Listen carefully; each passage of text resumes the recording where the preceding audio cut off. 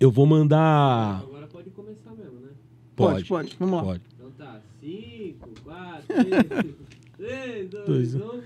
Fala, gaguega. Começamos mais um O-Cast. Antes de eu apresentar o Alexander, nome forte do cara, hein? Obrigado. Eu quero agradecer a Duda, a melhor assessora de imprensa que tem nesse país. Não vou deixar aí o arromba dela, porque ela não pagou pra pôr o arromba. Mandar um beijo pra Cris Paiva, do Vênus Podcast. Diz o Gilbert, né? O cara mais mala que trabalha nessa produtora, que vai alinhar esse negócio aí. Vamos ver. Fabiano Coxinha, um abraço pra você também, e pro Renato Fenômeno. E hoje eu tô com um cara aqui que tem 6 livros, tá terminando o 7º livro.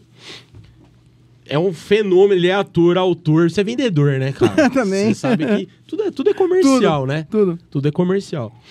E você é... Então, e você é especializado em... Você vai me corrigindo aí, pode falar já. Tá? A minha graduação é psicologia, né? Eu já tô nisso há 20... Como psicólogo, eu tô há 22 anos. Obrigado aí pela participação no Ocast. Um abraço a você, a todos os nossos ouvintes, ao 06. O 06. Obrigado, John, obrigado. Tamo junto aí. Tamo junto. Então, obrigado aí pela participação. Eu que agradeço. E a todos os ouvintes que estão aí, e telespectadores que estão com a gente. Só quem tiver dúvida, pode mandar direto no Insta dele, vai aparecer na tela. Beleza, aí pra vocês. Tamo junto. Então, assim, a minha formação acadêmica é a psicologia, né? Eu acho que a vida inteira eu vivi o meio médico, né? Como eu estava te falando aqui no backstage, a minha casa era frequentada por médicos, né? Tinha um amplo acesso ali a médicos, então assim, era muito comum ter jantares, almoços com médicos, então assim, parecia um hospital minha casa, tá? Não é que ninguém estava doente, não. Sim, era o meio. Era o meio, tá. Né?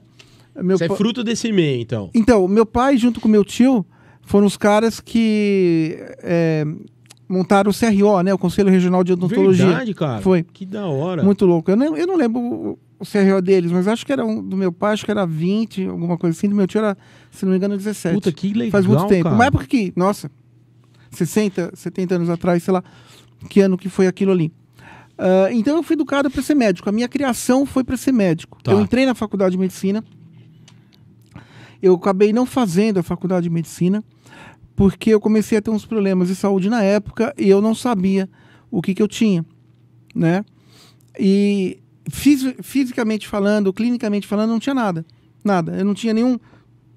Como não tem até hoje. Que bom. Fazendo exame de sangue e tal, não aparecia nada, não consta nada.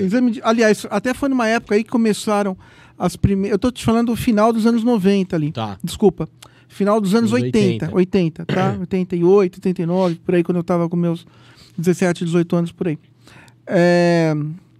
Aí foi quando começaram os primeiros exames de imagem, né? A ressonância, que era na ressonância naquela época, hoje já é grande, naquela época era maior ainda e tal. E eu tinha um tio meu que era diretor de um hospital ali, então eu frequentava bastante ali. E eu começava a passar direto no hospital e não sabia o que eu tinha. Então um monte de exame, nada, tudo zerado, né? E aí passou esse tempo, eu entrei na faculdade, eu não tive condições de fazer a faculdade por causa do emocional, né? E aí eu deixei pra lá.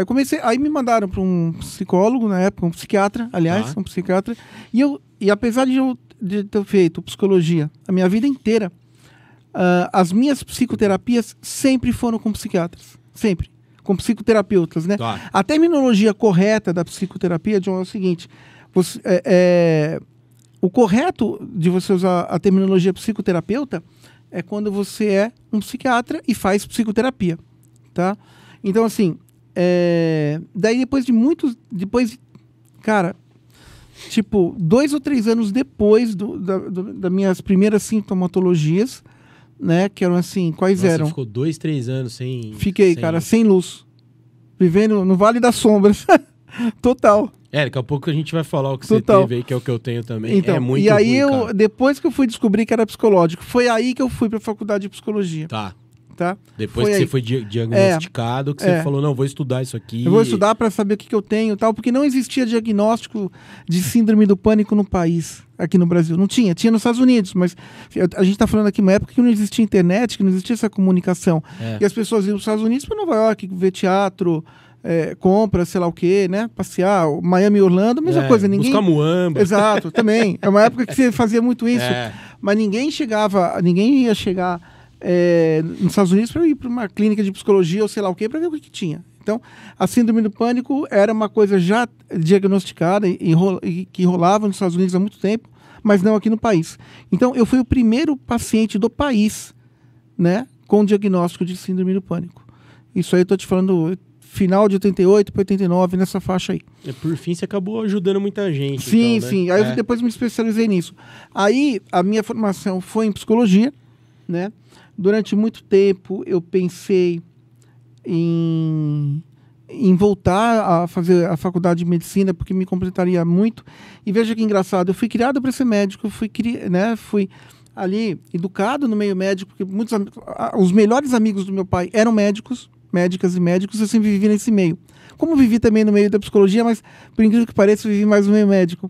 E eu vou te falar, irmão, 90% de todas as pacientes que eu tive, eu digo pacientes porque na minha vida, o meu consultório, a minha clínica foi sempre voltada à mulher. Eu sempre atendi muito, de cada 10 pacientes que eu tinha, 11 eram mulheres. O que significa isso? Que a próxima leva ia vir muito mais mulher do que homem, né? Então, assim, foram muito poucos os homens que eu atendi na minha vida. E elas se cuidam mais mesmo, também, né? Também. Eu acho que é bem, muito mais. Acho que elas dão valor à psicologia, essa coisa toda, né? Então, assim, e a minha cabeça, acho que, eu não vou dizer feminista, mas ela sempre foi voltada mais a estudar o comportamento da mulher, ao mundo feminino. Exato, geral, exato. Eu sou hétero, tá? Mas adoro minha sexualidade, estou super feliz com ela, mas eu sempre cuidei da mulher. Sim, eu gosto também do universo feminino. Sim, acho que é importante. E eu sou um cara, assim, que eu levanto mesmo a bandeira, eu defendo a mulher, acho que meus livros são voltados especialmente às mulheres, né?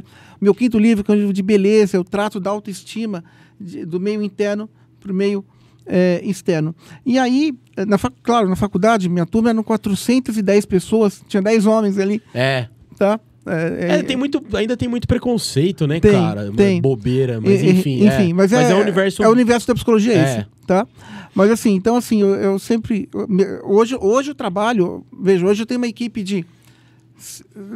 na minha assessoria de imprensa são 7 mulheres. Na minha assessoria literária são mais 27.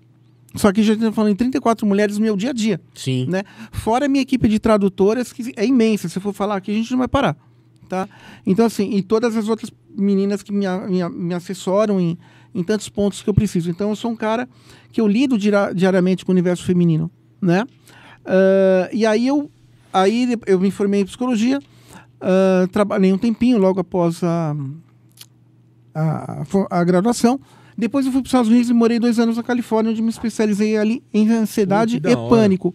Aí eu voltei para o Brasil, fiquei mais um tempo aqui, já estava com consultório. Naquela época, além do consultório lá em São Paulo, eu estava com consultório em Curitiba também. Aí eu ficava nesse trânsito São Paulo-Curitiba. Depois disso, aí 2 anos depois, eu voltei para os Estados Unidos de novo, fiquei mais uma temporadinha por ali, uma temporada longa, e eu me especializei em relacionamentos na Flórida, na Universidade de Miami. Tá. E aí eu voltei e continuei esse trânsito. Puta, que da hora, hein? Aí eu comecei, eu quero escrever, vou começar a escrever, que era uma coisa que eu já sempre queria, né? Apesar de eu ter 2 especializações na área, essa coisa toda, e ser um especialista em saúde mental, eu acho que o que me define mesmo é ser escritor. Eu acho que, porque, veja, como escritor, você é um imortal. Você não precisa estar lá na você não morre mais, né? Exato. Mas você, e especialmente a minha literatura, que é uma literatura muito fácil, e eu acho que, e a minha missão de vida é cuidar das pessoas, especialmente acho que da mulher. Quando eu ponho alguma coisa ali no papel, é eterno aquilo ali.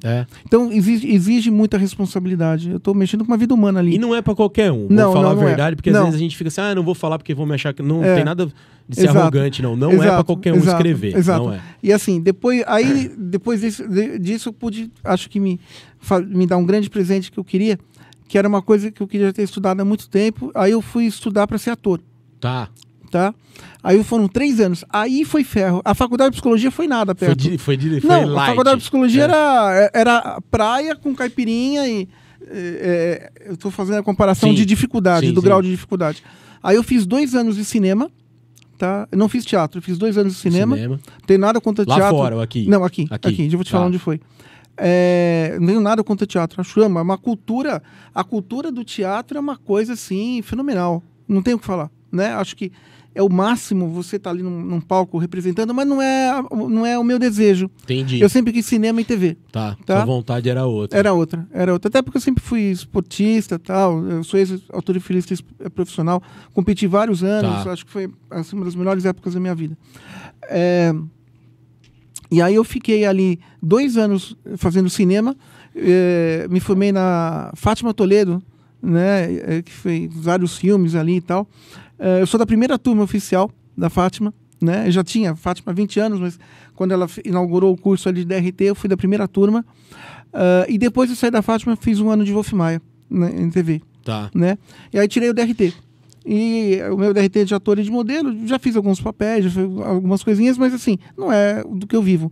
Mas é uma coisa que eu gosto muito, assim, eu tenho muito carinho. Eu tenho, né, nos meus livros, a próxima vez que eu vier, eu vou te dar um, eu sempre trago o universo cinematográfico nos meus livros, né, para explicar. Por exemplo, se a água é azul, né? Mas aquele filme fala da água azul, então, sabe assim? Entendi. Eu acho que é bem isso. Então é uma coisa que eu gosto bastante, mas acho que a minha missão de vida, tudo, independente do que eu faço ou não, a minha principal missão de vida, acho que é realmente ajudar ali as pessoas através da literatura, né? Foram 22 anos de consultório, e antes do consultório, mais 5 anos atendendo como terapeuta. Sem ser formado, mas eu atendia como terapeuta, como tem milhões de terapeutas hoje atendendo. Hoje, às vezes, sei lá, usa até um termo de coach, enfim. Tem várias nomenclaturas. Exato.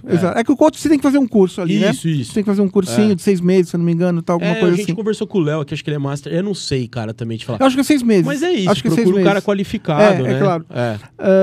E aí, acho que isso só foi enriquecendo. Eu fazia estágio numa clínica de psiquiatria muito boa. O cara já morreu, inclusive, que era lá na Paulista, no Colégio Silva, era um psiquiatra muito renomado. E aí eu ficava 2 vezes por semana ali fazendo um estágio ali, e ao mesmo tempo eu atendia como terapeuta. Me identificava como terapeuta, que não era estudante, nada, mas enfim. Aí depois disso, aí eu entrei na faculdade, né? Foram 22 anos. Eu me formei em dezembro de 98. Eu entrei na faculdade em dezembro, fiz o vestibular em dezembro de 93, tá? E aí eu me formei, são 5 anos, né?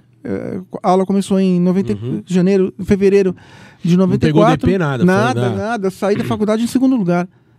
Só uma menina que ganhava mais nota do que eu, porque eu estudava, ralava mesmo. Minha mãe fiz faculdade à noite. Eu trabalhava numa empresa, né, era uma multinacional ali, eu tinha um cargo de gerência ali. Empresa essa que eu já estava desde os 16 anos, entrei muito cedo ali. Entrei numa posição que nem existe mais hoje, talvez você nem conheça o nome, que é contínuo. Contínuo é aquele cara que fazia o serviço interno de levar mensagem. Então, o John, leva essa lá pro meia dúzia. Pro 06. Não mesmo. Leva essa água lá, leva esse material aqui. Eu ia lá no escritório do cara e levava. Aí, se ele me mandasse alguma coisa... Deve ter, só mudou o nome. Talvez, eu não sei hoje se existe mais essa área. Era abaixo do office boy, então eu fui subindo. Sim. E cheguei até onde deu para chegar. Era multinacional, eu não tinha como estar para essa empresa, no meu caso, como eu não tinha ligação de sangue, eu não podia estar na diretoria, entendeu? Então eu cheguei até onde deu para chegar. Então o horário era um horário bacana de trabalho também, né? Então eu conseguia estudar no trabalho, né? Indo em casa de cliente, essa coisa toda, em montagens, esse negócio todo. E montagens de peças, essa coisa toda. E aí à noite eu ia para a faculdade, né? Complicou um pouquinho ali, acho que o 4º ano, pelo menos na minha faculdade foi assim, o 4º ano era um ano integral, era uma loucura. Aí fica de... Puta, justo o 4º porque, ano, né, são 5, né? São 5. Como é que eu falo assim, você no começo ainda? Só para você ter uma ideia, John, no meu 4º ano, eu tinha aula. A aula era de segunda a sexta-feira, a aula mesmo era das 6 às 11, das 6 da tarde às 11 da noite. Tá? Horário esse que mudou em relação ao 1º, 2º, 3º ano, porque no 1º e 2º ano, a aula era das 7h20 às 6... Desculpa. Das 7h20 às 10h40. Às 10h30. 10h30. Dia de prova tinha 10 minutos a mais ali, só. E você não tinha nada durante o dia, então era tranquilo para trabalhar. Se tinha aula de sábado, era sábado sim, sábado não, alguma coisa assim, não lembro. Horário, alguma coisa assim. No 3º ano, a gente tinha um estágio em hospital psiquiátrico. Eram 4 horas no período diurno. eram só 4 horas, mas era uma vez por semana só. E você tinha os primeiros atendimentos ali, que era um dia de semana à tarde, não lembro exatamente que dia que foi, e você chegava um pouco cedo. Então foi mesmo horário à noite, né? Só que aí, por exemplo, a aula, que era das 7h20 às 10h40, às 10h30, 10h40, mudou das 7, veio um pouco antes, tá? Das 7 às 11. Então aumentou ali alguns 20 minutos, né? É que na semana aumenta bastante a carga horária. Isso no terceiro ano, tá? No quarto ano, aumentou das 6 às 11, então aumentou mais 1h30 em relação ao primeiro ano. Isso. Tá? Mas são isso de aula. 7 horas semanais a mais. Exatamente, exato, sim, boa conta. 7 horas, exatamente. Aí, da segunda-feira, a quinta era das 7 às 11. Só na sexta-feira era das 7 às 10. Só que sexta-feira eu entrava na faculdade às 8 da manhã, só saía da faculdade às 10 da noite. Então, quantas horas dá? Dá, né? Aí já deu mais de 12, 14 né? horas. 14 horas. O dobro de 7, né? E aí você tinha os estágios ao longo de toda terça-feira, a tarde toda, antes de ir para aula. Ao longo de toda quinta-feira, a tarde toda, antes de ir para aula. Então, eu tinha livre o quê? Terça-feira de manhã, quarta-feira de manhã, quarta era o dia inteiro livre. Lá, né? Quarta não tinha nada de estágio, era só aula. E quinta-feira de manhã, só. Segunda-feira você tinha estágio, era das 10 da manhã ao meio-dia. Só que muitas segundas-feiras, a aula, como eu te falei, a aula começava às 6. Só que você tinha ali das 3 às 4, das 4 às 5, das 5 às 6, paciente para atender, teste para fazer, reunião de trabalho de grupo, aquela coisa toda. Então, geralmente, muitas segundas-feiras eu também chegava na faculdade, só que ao invés de chegar às 8, chegava às 10, porque a aula era das 10 ao meio-dia, almoçava por ali mesmo, ou do lado, e já ficava na faculdade. Então era um quer dizer, isso no quarto ano. Quinto ano foi tranquilo. Quinto ano a especialização foi tranquila. Foram só que era segunda-feira, segunda e terça das 3 às 11, tá? E era isso, segunda e terça das 3 às 11. E aí a última aula de terça-feira o professor não conseguia vir. Ele pediu se a gente podia fazer aula. Pediu, não exigiu, pediu. Sim. E muito legal, cara, muito bom. E aí aí eu tinha aula na quarta, das 8h30 da noite às 11 só. Quinta, sexta e sábado nem passava na faculdade. Esse foi o meu quinto ano.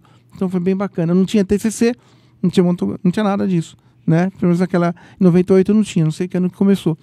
E aí depois disso, eu saí da faculdade, eu tive um movimento legal de consultório, tá? Eu já tinha consultório, tinha um movimento legal ali. Porque você foi clinicar mesmo, 100%. Fui. Tá. E tanto Saiu da multinacional. Não, eu fiquei. Ficou ainda? Fiquei, eu fazia os dois. Eu fiquei. Conciliava os dois. Sim, eu fiquei ali. Eu fiquei muito tempo ainda ali. Aí eu chegava no consultório às 6 horas da noite. Tá? 6 da noite. E puxava às vezes até às 10, 10h30, 11 horas. E teve dia que até já puxava. Teve alguns dias que eu saí do consultório 2 da manhã, assim, mas bem pesado mesmo, né? Eu marcava de hora em hora, o atendimento de 50 minutos, dava 10 minutos de intervalo, às vezes dava 15 ou 20 para mim, para eu me restabelecer e já ia para outra consulta. Isso ficou um bom tempo. Tá. Depois eu montei um consultório em Curitiba, aí eu ficava, né, aquilo que eu te falei, entre uma viagem e outra. Ponte aérea São Paulo, Curitiba? Não, às vezes de carro mesmo. Às vezes de avião, às vezes de carro, depende do dia.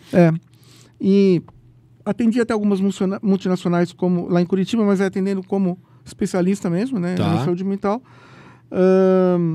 Depois disso, aí veio ali a minha segunda especialização, né, em Miami. E aí eu resolvi escrever. Aí a minha editora foi em Curitiba. Tá? Foi bem bacana, assim. Eu falei, nossa, eu preciso achar uma editora, Eu já estava com um livro semi-pronto, que era meu primeiro livro, foi um livro muito bom, que eu usei o meu background e o meu know-how de Estados Unidos, tá? Na Califórnia, então ele passa um enredo ali na Califórnia, é um livro muito bacana de inveja, é um livro que agora está sendo reescrito para enredo mesmo cinematográfico. Que bacana, hein? Muito, cara. É o que eu te falei, eu amo essa parte artística, hora, né? Eu amo essa parte artística. E dá pra conciliar, né? Dá tranquilo, dá pra agregar, né? Porque o psicólogo é um artista da alma, né? É o médico da alma. Bonito isso aí, hein? Muito, é o médico da alma, enfim.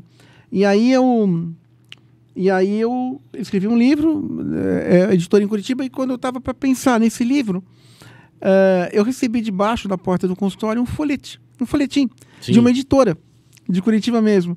E, cara, isso eu tô te falando segunda-feira, 9 da noite, sei lá que horas que era, já era tarde já. Alguém passou colocando propaganda e tal. Aí eu liguei pro cara no dia seguinte, o cara me atendeu, foi muito gente boa, Ivan, um abraço a ele, da editora Juruá. E meus 6 livros são por essa editora. Que da hora. Editora Juruá. Tá. Sim. Eu tô reescrevendo todos os meus livros, todos eles estão sendo remodelados, né? Eu acabei o 7º agora. O 7º é um pouco diferente, não é um livro... O 7º não é um livro psicológico, é um livro médico, de conotação fisiológica, falando, Tá. mas também uma linguagem muito fácil. A minha linguagem literária é muito fácil. Eu não uso o psiquiatreza, eu não uso Você o não tem aqueles psicologizês. termos técnicos que o porque cara não vai interessa, conseguir pô. entender. Não, e se tiver alguma coisa, eu já ponho entre parênteses o que é. Perfeito. Eu não escrevo para classe acadêmica, eu escrevo Tá. para a população. Entendi. Tá? Se eu quisesse essa classe acadêmica, eu teria feito mestrado e doutorado e estaria dando aula em faculdade, coisa Perfeito. que para mim não combina, não tem nada, não sou eu. Sim. Né? E muita gente, até quando eu fui fazer meu curso de ator, nossa, assim, reprovação total.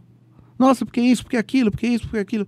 Independente de eu trabalhar ou não, eu queria o título, era uma necessidade minha, né? E... É que a turma não consegue entender isso Não, aí, né, cara? não.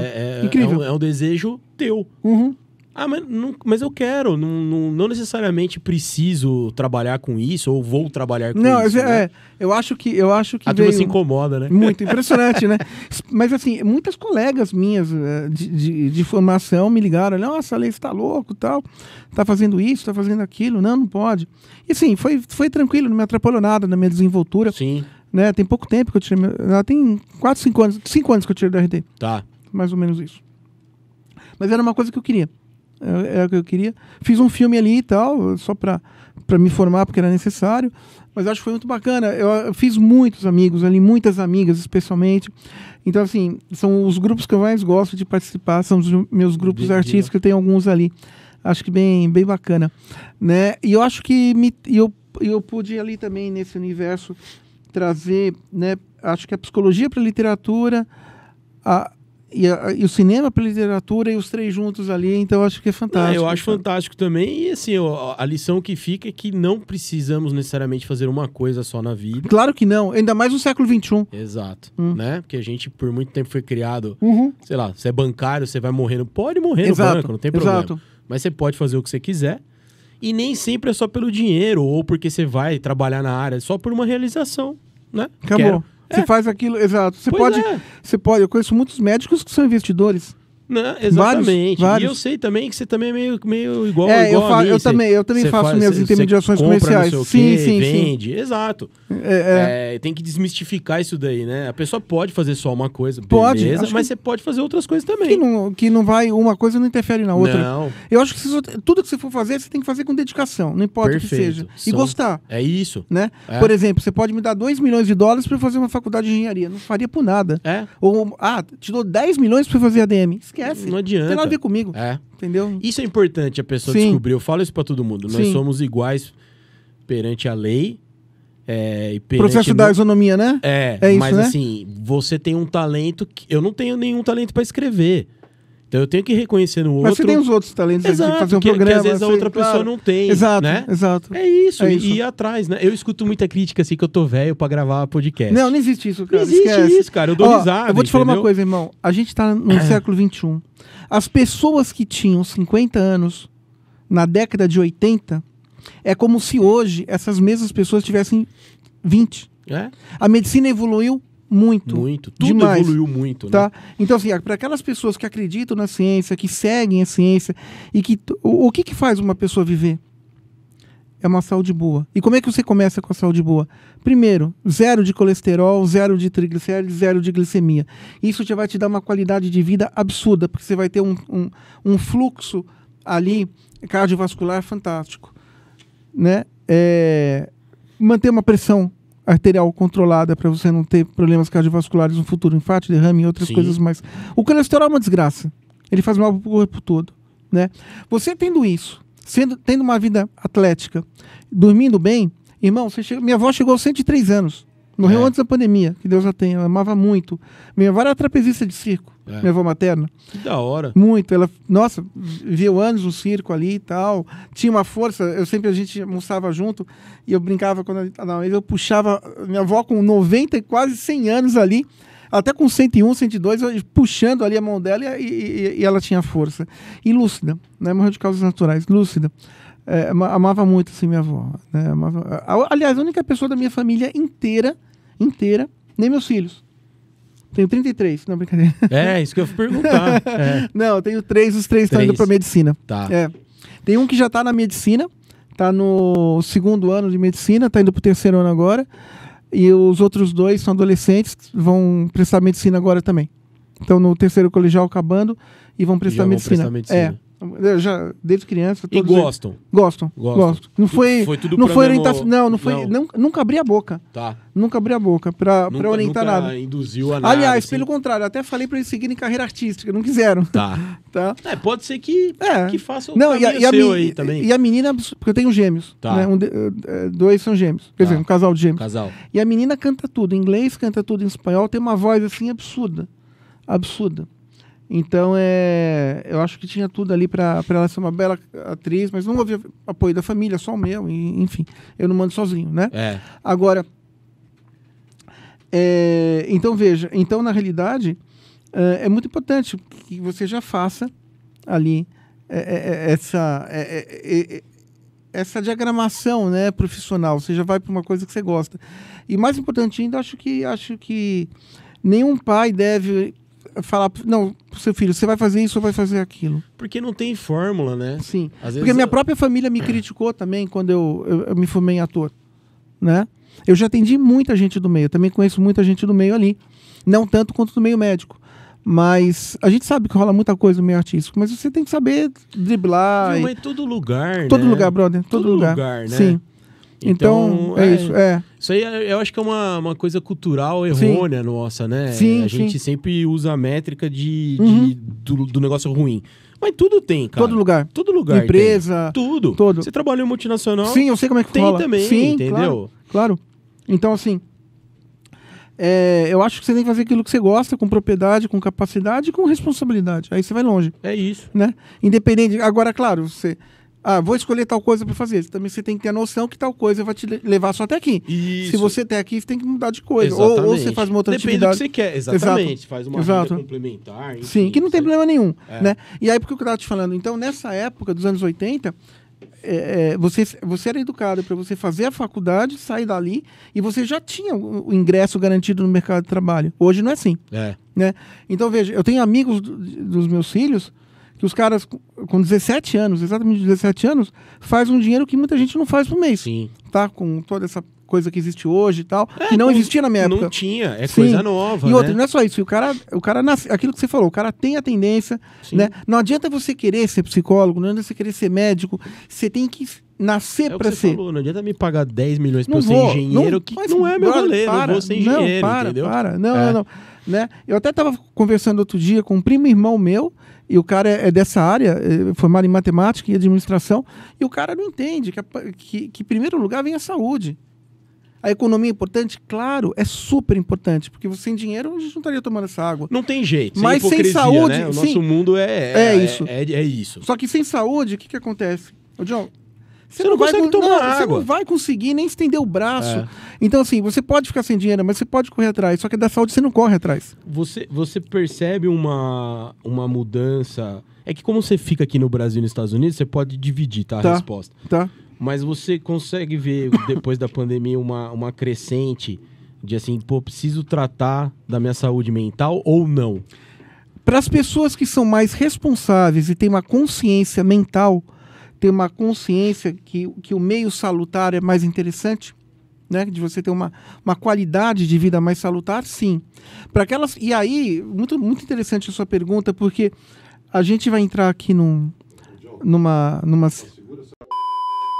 Pode ir? Gaguega, teve um corte porque o 06 meu voltou a ser estagiário. Vou voltar. Decresceu na promoção. Mas é aquilo que a gente falou. E é verdade isso que eu penso mesmo. Só erra quem faz. Quem não faz, meu amigo, ficar do outro lado dando martelada é fácil.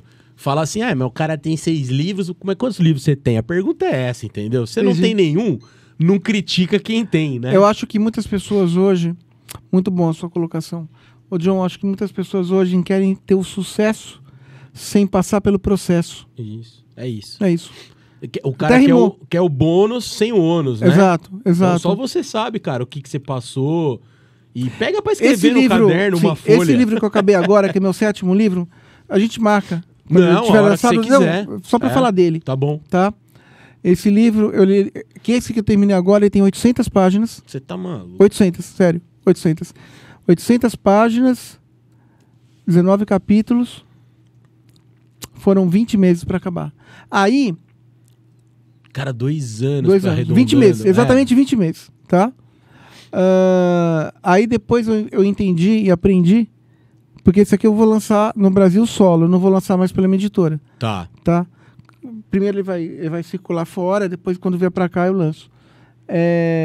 Eu aprendi que o pós-operatório literário de um livro é muito complicado, porque você demora muito. Você não tem noção o quanto que demora o pós-operatório de um livro. Então, assim, que eu gostei aqui, então é bom, né, não, cuidar. Tranquilo. Eu trouxe também. Não, claro. Então, o pós-operatório de um livro, ele é muito complicado, tá? Ele é muito complicado mesmo. Eu não sabia que era tão complicado assim.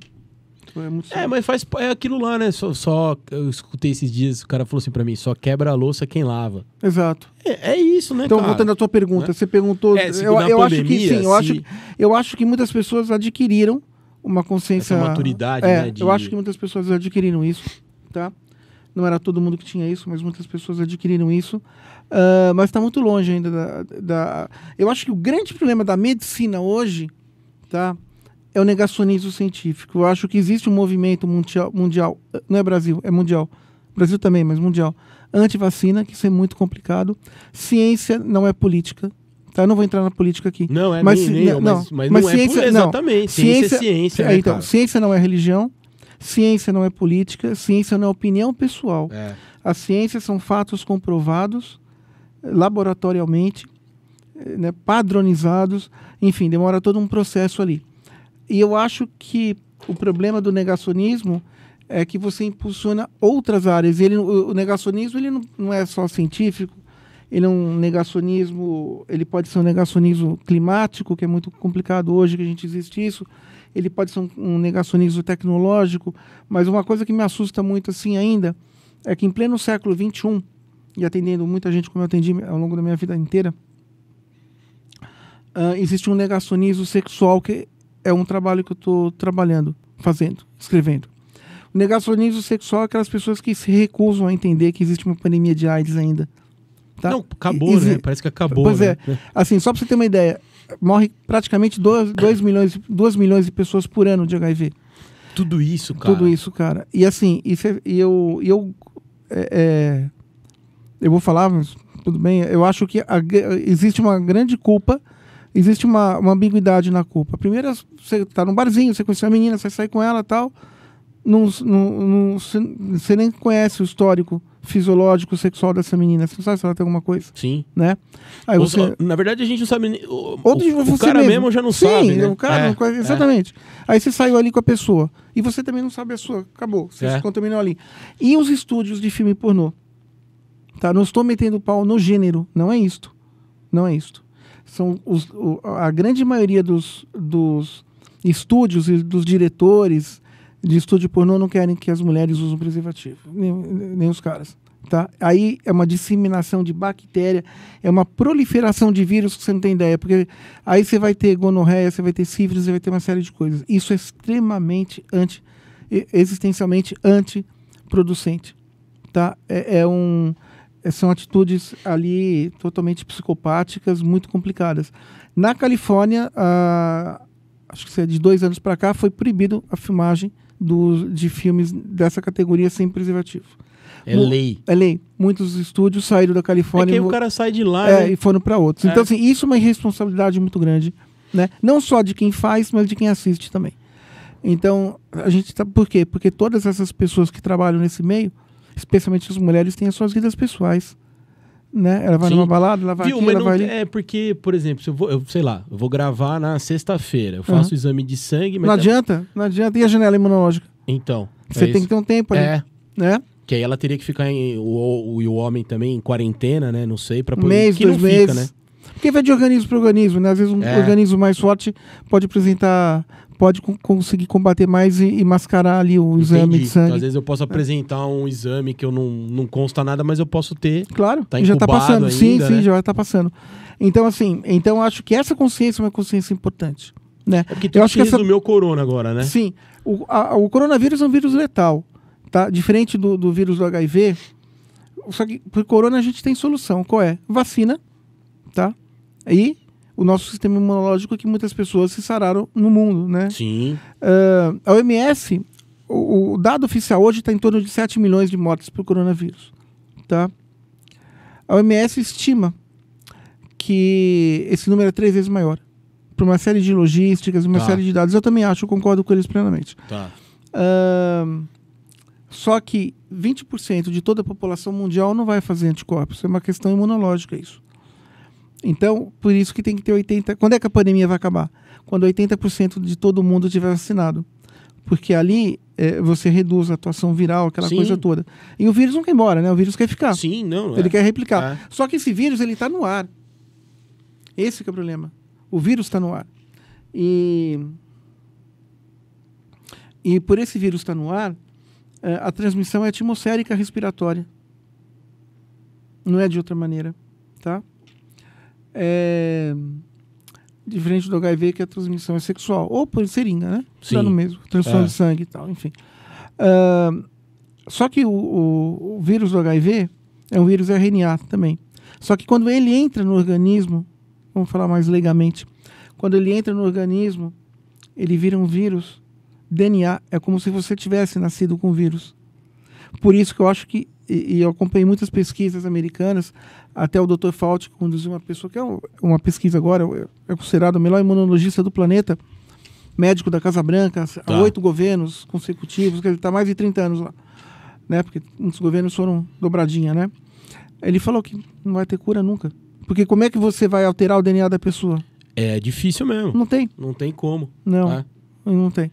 Então, assim, eu acho que devia ter um pouco mais de responsabilidade, né? Ter o prazer com responsabilidade. Não abdicar do prazer, mas ter o prazer com responsabilidade. Mas vou falar pra você, cara, é inacreditável a gente no século que a gente tá, né? E acontece, cara. Um século da informação, né? De tudo. Mas não é, sim, né, cara? Porque é igual a mesma coisa, a ferramenta que você tem do livro, que hoje você tá na internet também.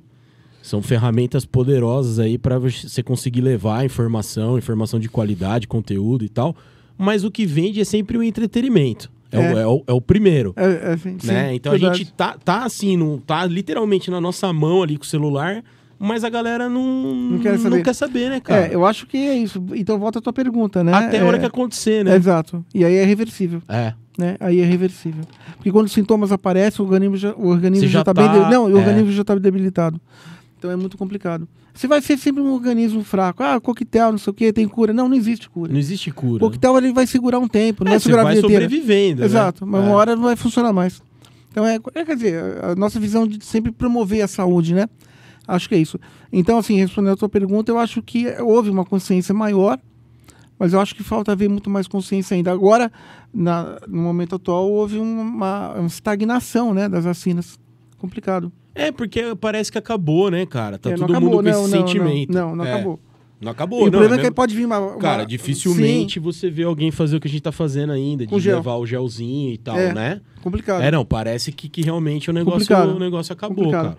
Então, na realidade, eu acho que é importante a gente ter essa noção, a gente ter isso. Mas você tinha umas perguntinhas. Né? O pessoal mandou aqui mandaram algumas coisas aqui. Como quem já te conhece sabe que você cuida bastante de depressão, pânico. Então aí a depressão, não sei se é um dado verídico mesmo, mas me parece que aumentou com a pandemia. Muito. Né? Aumentou muito, né? Muito. Quando a gente fala em depressão, daria pra gente fazer 10 programas, mas vamos lá, resumidamente. Quando a gente fala em depressão, a gente fala numa condição clínica, tá? Condição clínica, e que se for orgânica, é irreversível. Não existe cura para depressão, existe tratamento.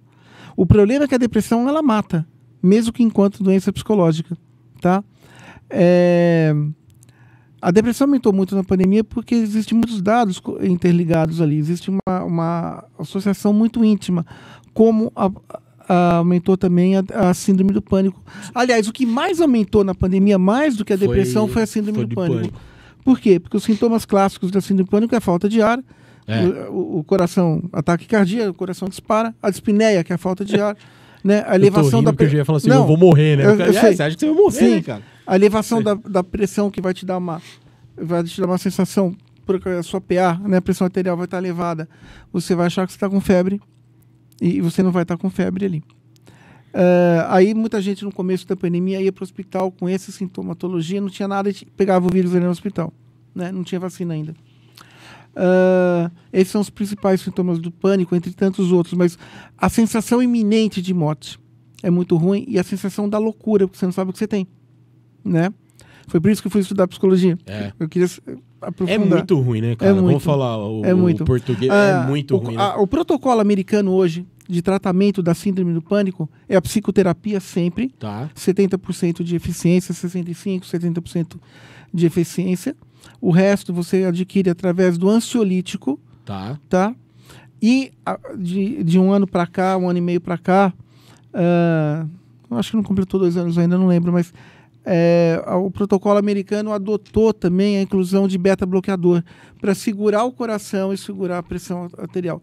Porém, beta-bloqueador tem uma pequena contraindicação para quem é asmático. Aí entra outras medicações que eu nem vou ficar falando aqui. Mas aí não é para usar automedicação, né? Sim, nós estamos...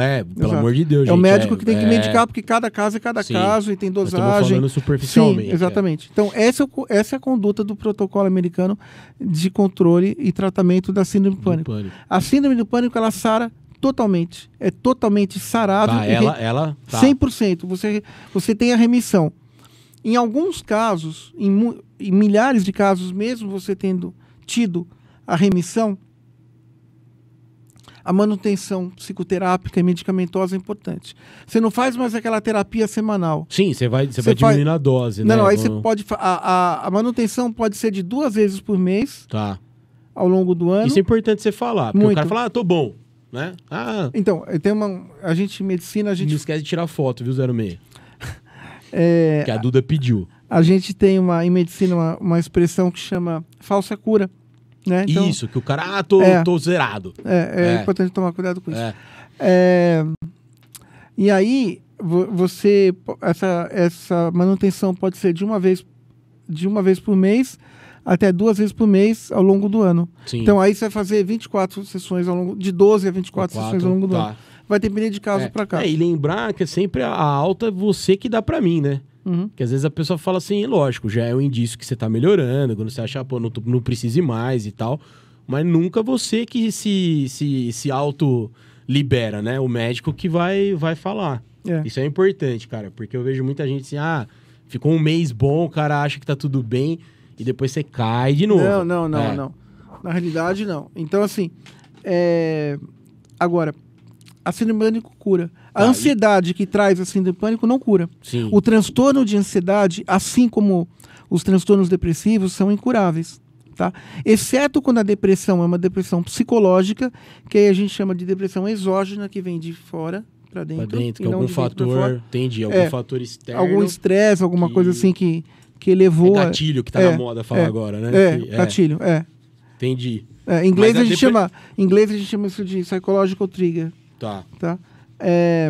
E a depressão, que eu escuto muito, quando teoricamente a pessoa te avalia como assim, pô, você tem tudo, né? A pessoa associa com patrimônio, né?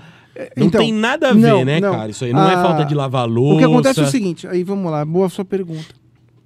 Algumas pessoas passaram muitas dificuldades na nossa vida e essas merecem nossos respeitos. Sem né? dúvida, Porém, essas mesmas pessoas que passaram dificuldades, se adquiriram alguma coisa, e se elas perdem alguma coisa ou diminuem como aconteceu na pandemia, ela pode desenvolver uma manifestação depressiva, mas ela vai desenvolver uma manifestação depressiva psicológica, não a depressão clássica. Tá. Né? Aí o que acontece? Nessa manifestação depressiva, ela vai ali explanar um pouco a sua depressão e vai ter sintomatologia. Tem que ser tratada, diagnosticada. Essa depressão pode ir embora. Agora, se ela já tinha essas condições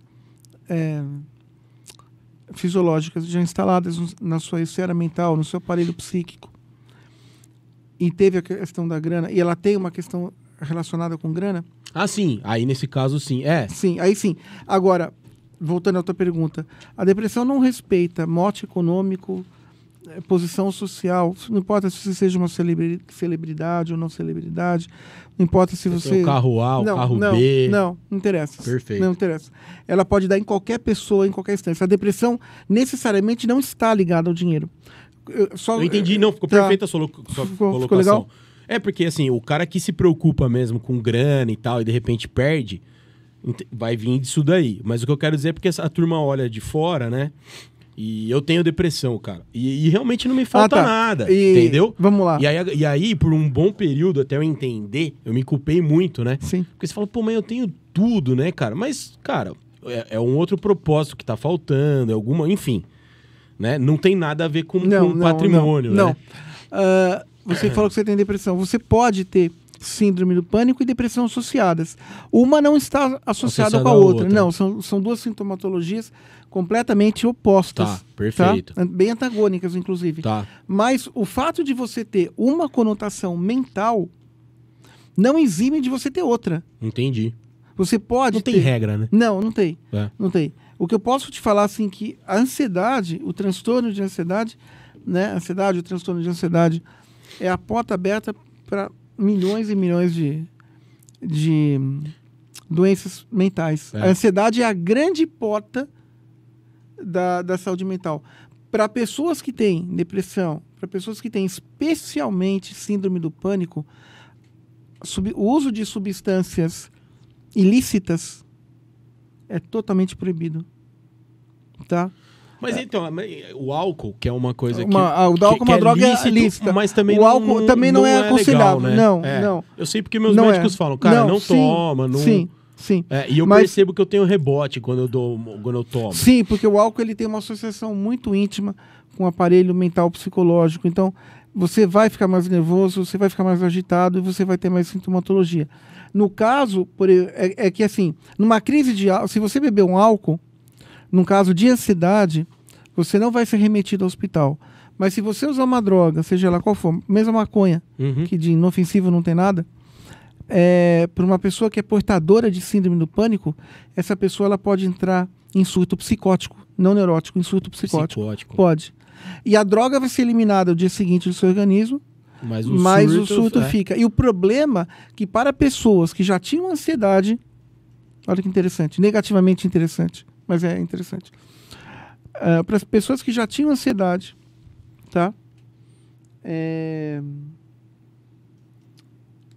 O uso da maconha. Mas não tinham a síndrome do pânico instalada. A maconha ou a cocaína, qualquer outro tipo de droga, pode desenvolver a psicose, tá?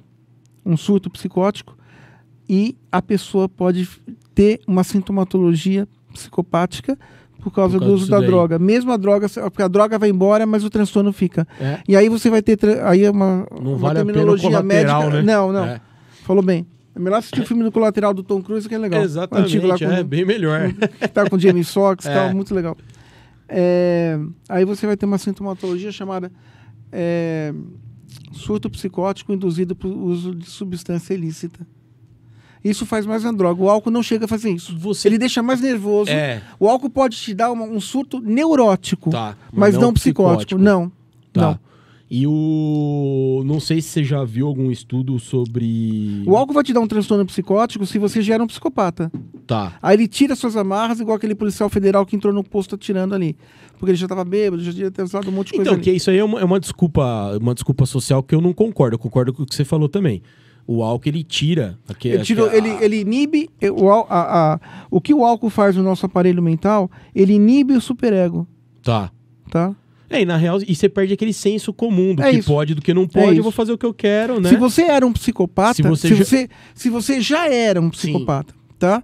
O álcool vai... eu não me torno por conta do álcool, né? Não, mas você se torna por causa da droga. Entendi. É outro mecanismo. Então, e a esquizofrenia que eu te perguntar. É um tipo de... O uso de maconha também. Né? O uso frequente. A esquizofrenia é um dos tipos de psicose, tá? Você tem você tem no seu... o nosso aparelho mental ele é dividido em apenas 3 instâncias. Neurose, psicose e perversão. Tá. Então, neurose, insônia, ansiedade também, síndrome do pânico. A síndrome do pânico não é uma característica psicopática. Não é? Não. Não existe síndrome do pânico em psicopata. Tá. Porque para você ter... Então já não corro mais esse risco. Não, você quer que eu assine para você aí? Não, já tá tranquilo. Já tá liberado. Você não vai ser, Tá. você não vai ser psicopata nunca. Que interessante, cara. Muito. Não, eles não têm Não. pânico. Não, porque o psicopata ele- não tem afeição, né? É. Ele não tem... ele não tem ligação com o meio exterior, ele não estabelece vínculos. E para você ter síndrome do pânico, você tem que ser uma pessoa neurótica, que não é vergonha nenhuma, porque é o correto de todos Sim, nós sermos o neuróticos. Quer dizer, você tem termo- que ter neurose regindo o seu aparelho mental e você tem que ter ali muita sensibilidade, muita afeição. Né? A síndrome do pânico vem do medo de você morrer. O psicopata não tem medo de morrer. É. Ele tem medo de não praticar o mal, mas não de morrer. Entendeu? E tem muitas pessoas que praticam o mal mesmo e não são psicopatas, tem a índole má, né? A índole má pode passar via geneticamente, como a própria psicopatia pode passar via geneticamente. Você passa via DNA. E aí é o que a gente chama de temperamento. O caráter, ele é adquirido. O temperamento, ele é herdado. Entendi. Tá? É totalmente diferente. Mas, porque assim, você tem Ambos três fazem parte filhos, né?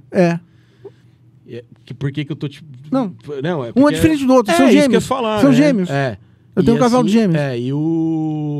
E eu sempre pensei isso que você acabou de falar também. O caráter dá pra gente melhorar, moldar. Não sei se é na infância, que fase que é. A formação do caráter se forma no feto Tá, e vai até os 8, 9 anos de idade no máximo. 8 anos já tá fechado, tá. tá? Tudo aquilo que você for ser no futuro, Foi ali... foi ali que você fez. Tá. Só que se você ali, num parto, num trabalho de parto, se faltou 1 segundo de oxigenação, a criança já nasce psicopática ali. Cara, que Já faz a interessante, psicose né? na hora, Entendi. tá? Porque uma parte do cérebro faltou oxigênio ali. Só que essa psicose não vai se revelar na infância, vai se revelar lá no final da adolescência, no começo da fase adulta, em algum momento da vida dessa pessoa. Sim. Que também não tem uma regra pra quando vai Também desenvolver, não, né? cada organismo é cada organismo, tá? A regra... E por isso que é fascinante, né, sua área também, né, cara? Porque, cara... É uma arte, né? Não tem fórmula, né? Não. Não tem fórmula. É um negócio que pode acontecer comigo, não sei quando, pode acontecer com você, entendeu? Não tem fórmula, não. Então, assim, na realidade,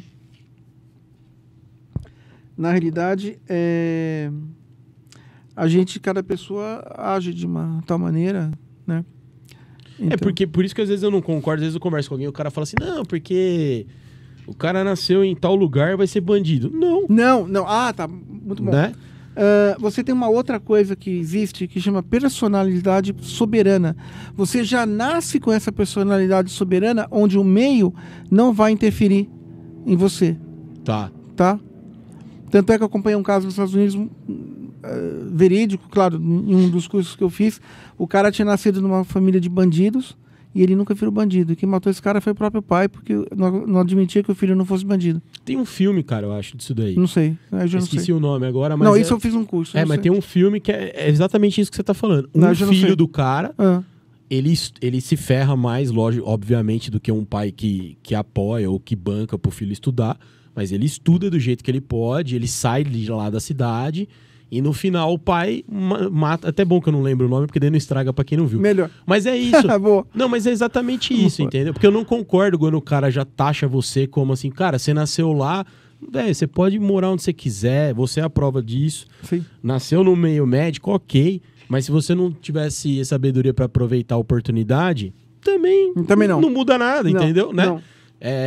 E não tem demérito nenhum, cara, jeito porque nenhum. é você que foi atrás. Eu não concordo, sabe, quando o cara fala assim, mas pra ele é fácil porque ele nasceu Não. no meio de médico. Não existe nada fácil. Não existe, Não, exatamente. não existe, não existe. Se você não aproveitar, não vai adiantar nada, cara. Não. Né? Não adianta. É. Não adianta. Então é complicado. Agora, E por que você acha que o ser humano tem essa tendência, cara, de eu sempre reduzir você pra... É porque, assim, ou eu me olho no... Eu tô falando de verdade pra você. Eu tiro o chapéu pra um cara que fez 6 livros fazendo Obrigado, 7, irmão. cara. não, eu sou estudante. Eu acho... Não, mas, cara, assim, não é... Vamos lá. Não é qualquer um, você Obrigado, entendeu? cara. Mas as pessoas, eu percebo isso daí ao longo... Nós vamos ficando mais velhos, você vai... Pô, o cara, mas jamais que ele vai falar isso pra você, sabe? Parece assim, não, mas como que eu vou elogiar? Mas, cara, qual que é o problema de se elogiar o outro? Então, muitas Eu não pessoas, consigo ver. Muitas pessoas têm ali, né, um complexo de inferioridade. É. Outras têm atitudes projetivas, comportamentos de projetar no outro aquilo que ela... Então, eu acho né, que talvez... Quando a gente fala em projeção, ela é sempre negativa, tá? Não existe projeção Não tem positiva? Não, a projeção sempre é negativa. Até um dos mecanismos de defesa de Freud, inclusive, o mecanismo de defesa do ego. São vários, né? Não vamos falar em todos aqui, porque, Sim. mas o que cabe nesse momento Entendi, mas é isso. tipo isso, eu não consigo fazer, então eu vou jogar que pra você foi fácil, porque seu pai era isso, sua mãe não sei o quê. Entendi. Ou Do até... que eu reconhecer que eu não tenho competência pra escrever. Exato. E eu não tenho. Entendeu? Mas não é o seu desejo? Não. Ah, então pronto, que melhor ainda. Não. O ruim é quando é o desejo da pessoa e ela não quer fazer. Não, o meu, cara, eu sou realizado em ser Que bom. vendedor. Então acabou. Esse é o que importa. E aqui eu acho que a gente tem uma ferramenta na mão. Maravilha. Pra Você tá ajudar fazendo as uma coisa pessoas. gostosa? É isso, cara. Não, Nossa, pra fantástico. mim, como é que fala? É um instrumento pra eu acordar. Sim. E além de ser médico, eu tenho meu DRT de ator. Exato. Então eu tenho profundo carinho pela sua atividade ali, é artística. né? Não me vejo assim, mas assim, é conversar, cara, é instruir Tá. e tal. Tem quem vai gostar, tem quem não vai gostar, tem. Como em sempre todo vai lugar. ter. Não tem como se agradar a todo mundo. Não tem, cara. Eu acho que o grande lance do século XXI é você ser original. É. Eu acho que o século XXI tem que ser pautado pela tolerância, não pela intolerância. Pela compreensão, pelo aprendizado. Isso, tá perfeito, E cara. justamente por você saber lidar com todas as formas das pessoas serem. É. Eu acho que este é o século XXI. E não ficar enchendo o saco de quem é diferente, Exatamente, né, cara? exatamente. Nós somos diferentes. Não adianta, é assim, cada um é cada um. Cada tem um é jeito. um, exato. Aí você tinha outra aí, né? Aí vamos pra gente terminar, que tem o seu... Não, seu tá lado. tranquilo, Mas tá pra mim tranquilo. Tá tranquilo também. Dá mais uns minutos. Cara, eu marquei, mandaram pra mim sobre o narcisismo de hoje em dia, né? O narcisismo sempre é de psicológico, foto, né? O narcisismo, ele é sempre psicológico. Então, desculpa, ele é sempre patológico. Patológico. Então, o narcisismo é sempre patológico. É muito complicado, porque é onde você tem ali os grandes loucos, né? Os grandes loucos que acham que podem tudo e tem aí um ego super inflado. Aí tem aí já não tem não vai ter um aparelho de ego mais normal, mas você vai ter uma egolatria muito grande, que aí já parte para... Então, e que geralmente é o cara que é um bosta, né? Sim. Mas ele acha que ele é o cara, né, velho? Não vamos falar nomes, né? Porque é mas complicado. assim, não, todo mundo conhece, cara, alguém, né? Que o cara fala, sim, porque, claro, pô... claro. É bem isso, o narcisismo é muito complicado, é uma condição psiquiátrica muito, muito séria, tem que ser tratada. Mas, cara, eu acho que, sei lá, a porcentagem que vai se tratar disso daí deve ser Muito mínima, pouco. né? Muito pouco, porque não há cura pro narcisismo. Não, né? e hoje o like valida, né? O like valida. O like valida, né, cara? Entendeu? Então eu tava aprendendo sobre Red Pill, tá começando agora no Brasil, né? Que na verdade é coisa que a gente já faz, mas não tem a nomenclatura lá. E você vê, tem muito homem, muita mulher, quando ela põe a foto da bunda dela, ela quer o like, né, cara? Ela quer, entendeu? Sempre essa afirmação de tipo, puta, mas não serve só o seu marido, o seu companheiro falar que acha ser bonito e tal, né? Nós estamos nessa era aí, cara. E eu acho bem complicado isso daí, velho. Uma época de relacionamento sempre superficial. Você não pode criar expectativa de nada. Olha, quando você é casado, né? Quando uma pessoa é casada e tem uma separação, quando não era uma relação tóxica ou quando não era uma relação violenta, existem diferenças entre relacionamento... Tem assunto pra gente conversar, Mostra muito. Tem diferença entre relação tóxica e relacionamento abusivo, tá? Mas quando não era uma relação pautada por essas duas instâncias... e acabou ali o sentimento, o casal não estava mais se entrosando, não podia mais um se dar ao outro, esse tipo de separação, mesmo quando necessária, é classificada como um óbito em vida. E esse óbito em vida pode suscitar ansiedade e síndrome do pânico, como pode suscitar depressão.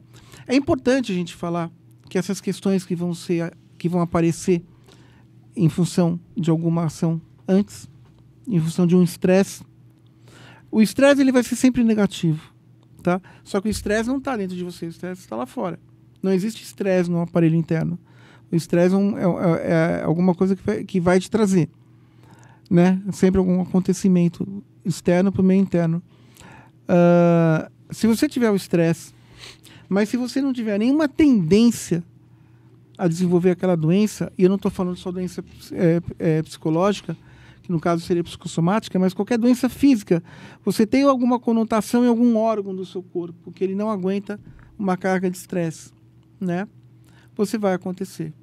Se você não tiver essa tendência fisiológica e se você não tiver essa tendência psicológica, você não vai ter nada. Você não vai ter nem depressão e nem ansiedade. Entendi. Tá? Ao mesmo tempo, isso te mostra, ou pode te mostrar uma pessoa extremamente controlada,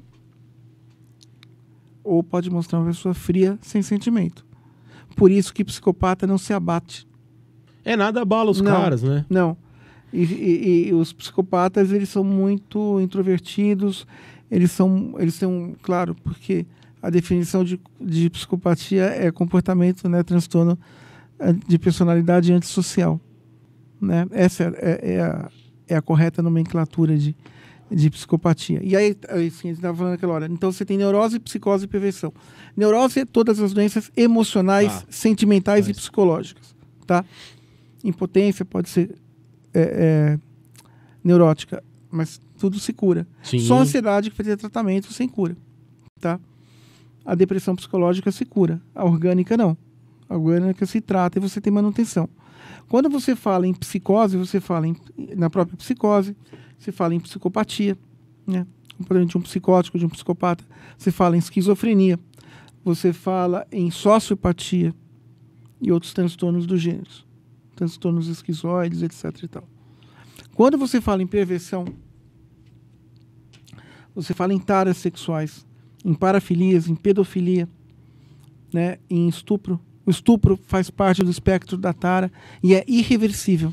Cara, que loucura. Porque o estuprador, mente, ele não pode pegar mas por que o estuprador não combina, então, de uma profissional? Ele paga lá porque o prazer dele não é esse, não funciona. Né? Tá? Não funciona. Simplesmente por isso. Não é uma fantasia. Entendeu? Deixa eu aproveitar que você está aqui. Uma curiosidade. Se eu souber responder. Não, vai saber sim. O assédio moral, vamos falar de empresa, né? Tá. Geralmente, assim, o cara abusa pela posição de poder que ele tem, né? E muitas vezes porque ele sabe que a pessoa precisa daquele salário, né? E a chance de ceder é maior. E pra mim nunca entrou na cabeça, assim como não deve ser pra você também, porque, cara, qual que é o prazer de a gente sair com alguém que tá cedendo por pressão de grana ou de... Não é a nossa tara. Mas, então é isso que você tá falando, é que o prazer do cara é esse, né, cara? Você tá falando... Da pessoa ser submissa. Aí faz parte aí o aparelho mental desse cara é um perverso sexual. Isso. E ele opera basicamente pelo sadismo. O prazer dele é ver o sofrimento do outro, cara, ou da outra. Tá? Esse é o sadismo. E não sei, você citou aí o sexo com animal, esqueci o nome específico. Mas você fala... Não, as parafilias são todas... loucura também, né, então, cara? aí é zoofilia. Zoofilia, Não, eu tinha falado parafilia. Perdão. A parafilia é o termo generalizado para qualquer atividade sexual anormal. Eu confundi com zoofilia. Não, tudo bem, também não... Quer dizer, cara, uma vez eu lembro, viralizou um vídeo porcaria aí. Também, é uma perversão, é uma patologia. Com a cobra, sim, é uma patologia. É uma patologia. É incurável, tá? Só que no caso eu não sei se o animal entra como criminal. Já entra. Criminal. Tá certo, tem que entrar mesmo. Você vai falar que deveria entrar. Eu ia falar que deveria entrar. No caso de pedofilia, é criminal também. Tá? Porque o que acontece? As pedofilias ou hemofilia é a parte mais... Quando a criança já está ali na fase da adolescência. Mas tudo é pedofilia igual. Tá? O hebófilo, né? O pedófilo, são pessoas que não valem nada. Assim, a gente está falando aqui na pior laia que existe. Então, eles são intencionais, eles sabem o que eles estão fazendo e acham normal.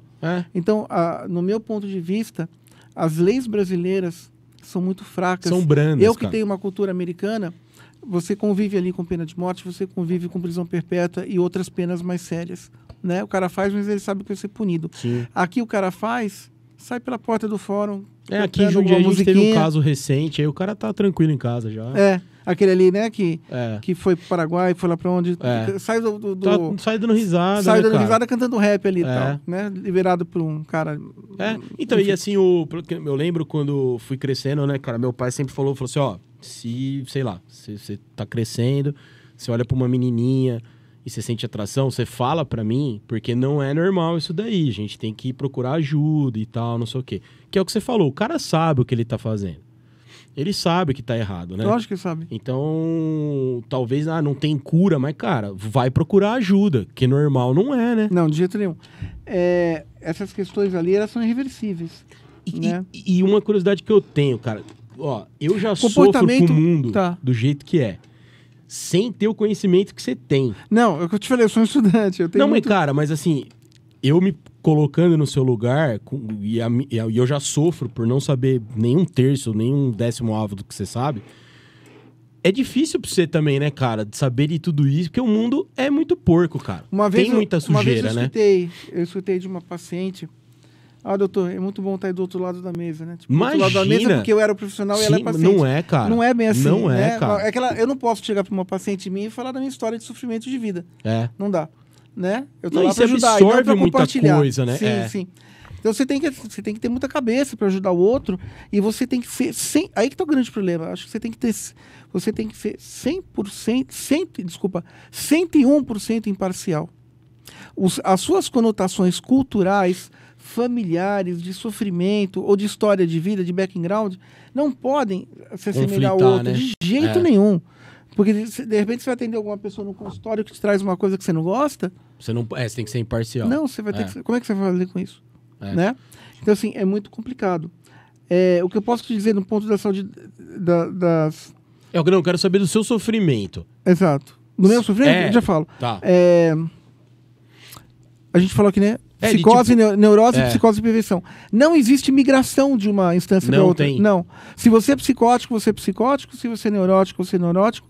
Se você é perverso, você é perverso.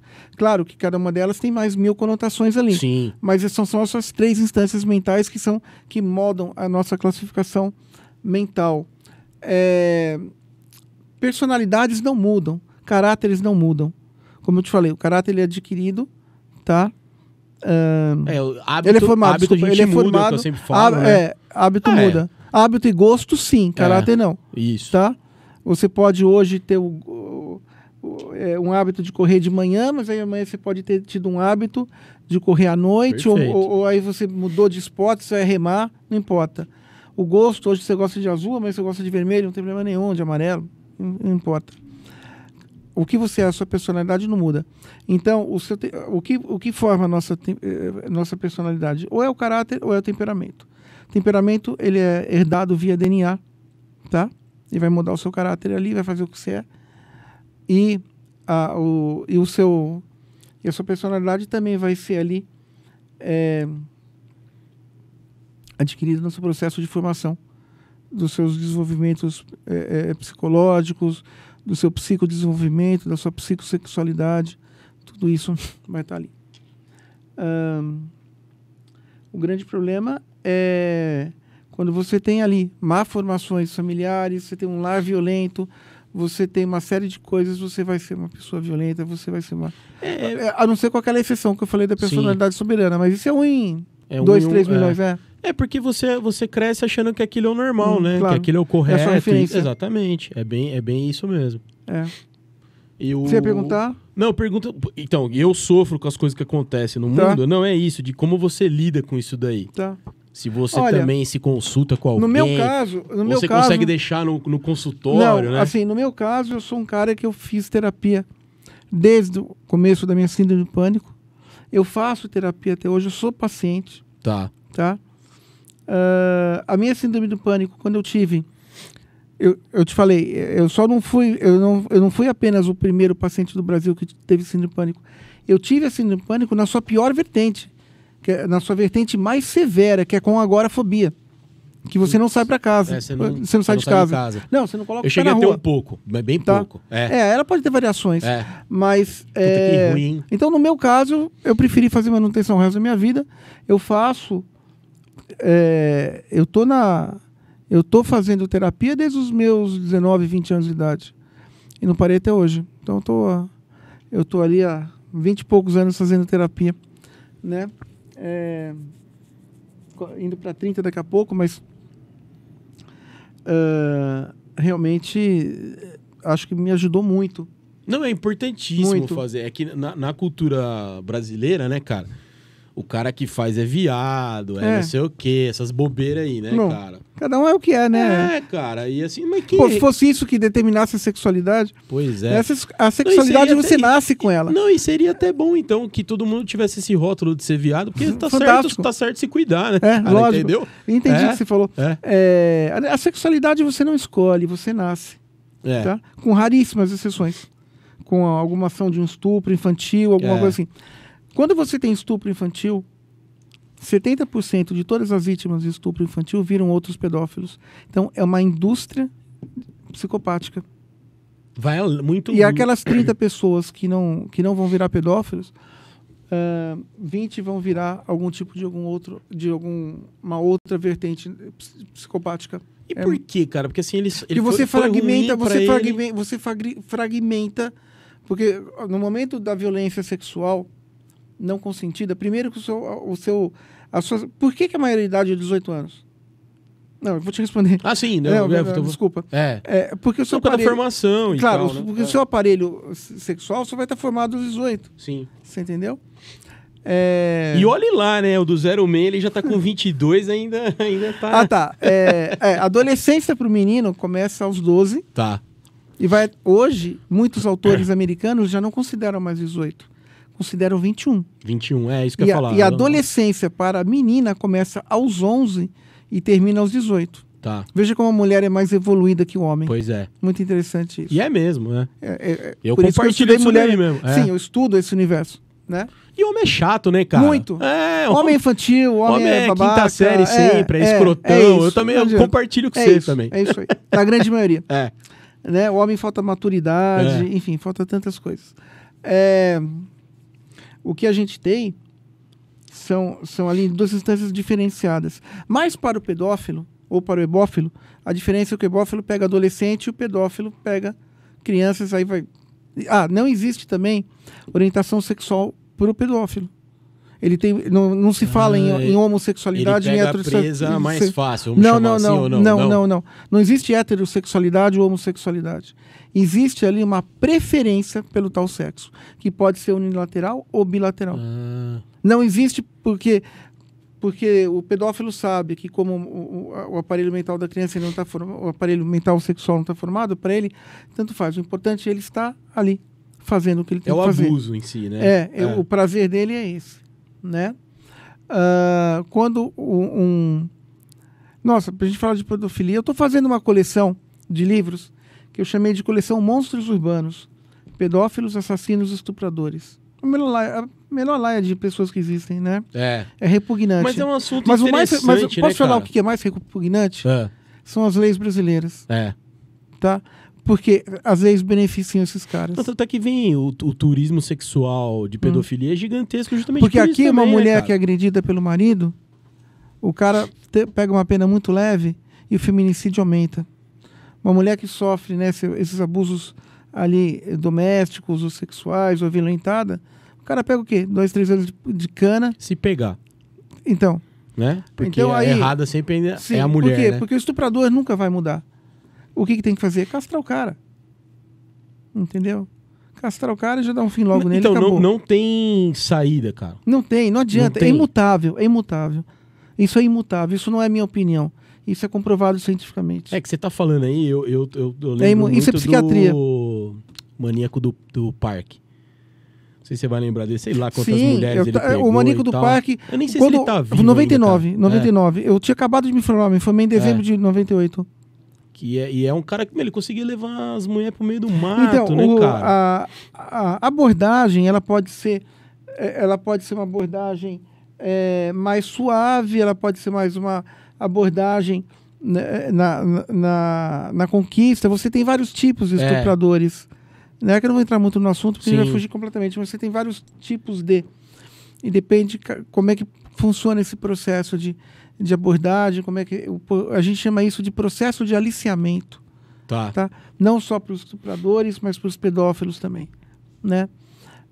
Você teve ali o assassinato agora, né, do Cupertino que foi preso. Isso. Então, ali você está falando de um verdadeiro monstro urbano, tá? Um verdadeiro monstro urbano. Ali você está falando não de um serial killer. Ali você está falando de um assassino em massa. Porque ele já matou 3 pessoas ao mesmo tempo. No mesmo espaço geográfico. Então, e não na tem mesma o que fazer, localidade. né? Não. A diferença do assassino em massa para o serial killer é que o assassino em massa, geralmente, ele descarrega toda a sua potência assassina numa só ação. Desde que essa ação seja localizada simultaneamente e no mesmo espaço de tempo. O serial killer, você precisa ter um espaço de tempo entre uma morte e outra, não pode ser ao mesmo tempo. Então mata hoje, amanhã, você mata lá, não sei quando. Mas são monstros. No caso desse cara aí, particularmente, você tem também ali um agravante muito sério, que ele matou o namorado da filha e os pais do namorado da filha, mas não matou a filha. Um outro assassino em massa poderia matar a filha. Ele não matou a filha porque ele tem fantasias primárias inconscientes com a filha. Então, e aí ele vai provavelmente... É um pedófilo. O advogado é um pedófilo vai não, jogar no... Sim, é um pedófilo não praticante, tá? Mas ele enxergou a perda do seu objeto na família do namorado e do namorado. Então eu vou matar esses caras que vão me tirar o meu desejo. O objeto de desejo Exato, dele. que é a filha.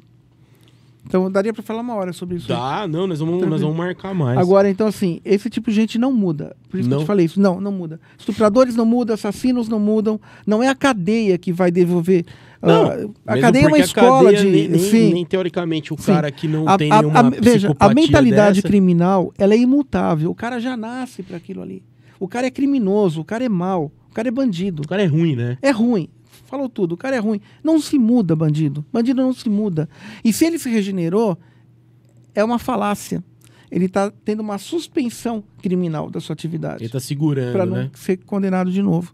Mas na primeira oportunidade ele faz. Não existe mutação criminal. Isso não existe. Isso está no código do FBI, para quem quiser inglês, FBI. Isso está no Manual de Psiquiatria Americana. Isso está em todos os grandes estudos de psiquiatria no mundo. Todos os marginais têm alterações cerebrais morfológicas nos seus lóbulos. Todos, sem exceção. Tá bom. 06, você quer perguntar alguma coisa? Depois. Não, já pergunta já, cara. Não. Depois do quê? Na próxima? Tá bom, então. Você vai estudar primeiro? Ó, eu vou encerrar só por causa do horário do programa. Tá bom, fechou. Agradeço. Eu que agradeço, cara, você demais. Ó, parabéns aí pela sua simpatia, sua competência. Não, e hoje eu tô meio caidão ainda, que eu tô meio febril e tal, mas assim, mas foi bom que eu consegui deixar você falar, porque eu falo muito. Tá bom, não, mas... Então, aqui é um compartilhamento, né? É um bate-papo. Eu não sei mais que você não sabe mais que eu. Você tem a sua história, eu tenho a minha. E qualquer outra pessoa que é igual. Mas é isso que eu acho legal também, porque daí a pessoa que tá do outro lado, foi o que você falou, não fica um papo técnico, não é? Olha, eu detesto papo técnico, né? Eu poderia aqui rasgar o verbo no aparelho mental, poderia fazer um monte, mas não é. Não, eu falo pra pessoa comum, né? E isso que eu acho que é um diferencial bacana e top. Obrigado, seu é esse daí, entendeu? Veja, se eu gostasse de área acadêmica, eu seria professor de faculdade. Eu não gosto. Não tem nada a ver comigo. Respeito, quem quer, vai ser feliz. É o que nós Mas acabamos o fato de falar. veja, agora, olha, o fato de você ter um mestrado ou um doutorado não vai te dar mais capacidade do que aquele psicólogo que faz consultório. Tá perfeito. Eu lembro de um caso de uma... Eu não posso te dizer o nome dela, que você conhece. Depois eu te falo em off quem foi. Eu atendi uma modelo muito famosa, tá, que chegou no meu consultório. E ela chegou assim numa situação meio emergencial. Isso há muitos anos atrás, mais de 10, 12 anos atrás, alguma coisa assim. Não lembro que ano exatamente foi. E ela falou que ela foi num consultório de uma outra psicóloga, e a psicóloga chegou, não deixou ela falar, olha, porque eu acabei meu mestrado agora, estou entrando no doutorado, quer dizer, a mulher pegou e foi embora, deixou o dinheiro em cima da mesa e se mandou, e veio para mim. Alguém indicou, também não interessa quem foi. Então, assim, o fato de você ter mestrado e doutorado são qualificações a mais intelectuais, legais, mas isso é para você dar aula.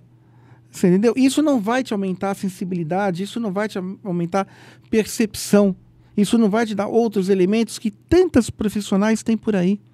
E até mesmo terapeutas fantásticas que não têm a formação em psicologia, mas tem um dom de vida. Sim, tem uma sensibilidade que é muito mais importante. Entendeu? Mas obrigado. Eu acho que é isso. Acho que eu sou um estudante. Acho que eu estudo psicologia todo dia. Devo muito à imprensa brasileira que aqui mesmo você faz a gente pensar e etc e tal. Então acho que a minha carreira foi feita na mídia. Então eu tenho muita estima profunda por muitos jornalistas, muitos repórteres. Tem o meu... Isso tem o é meu- gratidão, né? o meu Isso carinho. é legal, né, Sim. cara? Isso aí é muito bom. Sim, muito. E o... Não, Então, mas John, eu vou, obrigado, eu vou irmão, marcar... obrigado. eu Parabéns vou aí marcar pelo outro. Ocast, né? Ocast. Ocast. Ocast. Ocast. Mais um... Legal. Mas é um podcast no formato de conversa Legal. mesmo. Que eu acho que é uma tendência reversível também, né? A galera ainda acha muito que, assim, que é entrevista. Não é, né? Que legal, né? Fica mais informal, Fica mais mais light. descontraído. Eu tentei fazer uma coisa mais jogada, Isso. sem dar aquelas entrevistas clássicas e tal. É Acho isso. que é Não, e isso. você vê que, assim, não tem pergunta pronta e nada, entendeu? A ideia não é a gente ficar brigando. Não, é não. conversar de bom grado. Não. A pessoa que quer saber alguma outra coisa, seu Claro, Insta tá lá. E acho que se eu pude transmitir alguma coisa Com aqui pra alguém, certeza. eu saio daqui extremamente feliz. Mas é isso. Se uma pessoa Uma só, é afetada, acabou. já tá ótimo, entendeu? Obrigado, É irmão. isso, eu que Tamo agradeço, junto, tá? Bruno. O que você Valeu, precisar. brother. Ah, eu Obrigado. esqueci de pegar o presente pra ele, cara. Opa, Mas adoro. você pega lá, eu dou em off. Fica de próximo. Não, já vamos. Mas tá aqui, né? Tá? Então tá bom. Então, Gaguega, assim a gente encerra. Não sei que episódio que é, deve ser o 32º. Se você tiver alguma coisa pra criticar, não me critica, que eu estou debilitado com gripe. Não quero crítica, quero só elogios. Tchau, obrigado. Obrigado. Eu que agradeço.